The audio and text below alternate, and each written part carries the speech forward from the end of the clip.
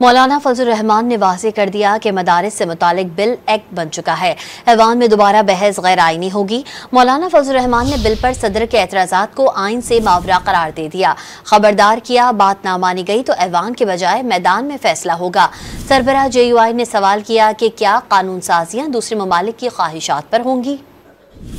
इत्तेफाक पार्लियामेंट का हुआ है।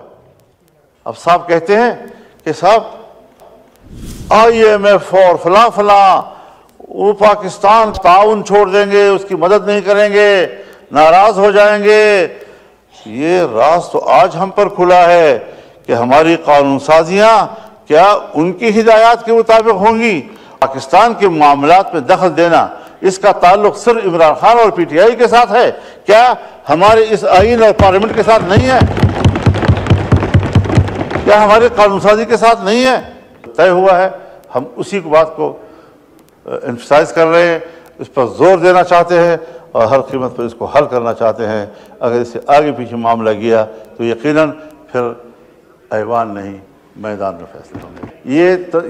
ये तसव्वुर देकर कि इसके लिए किसी किस्म की जॉइंट सेशन की ज़रूरत नहीं है, फिर उन्होंने कबूल किया है, किसी किस्म का ये तासुर नहीं आया कि वो उसको नाकाफ़ी समझते हैं या उसको जॉइंट सेशन में पेश करने की ज़रूरत उनको महसूस करते हैं, लिहाजा वो मामला वहाँ मुकम्मल हो गया है।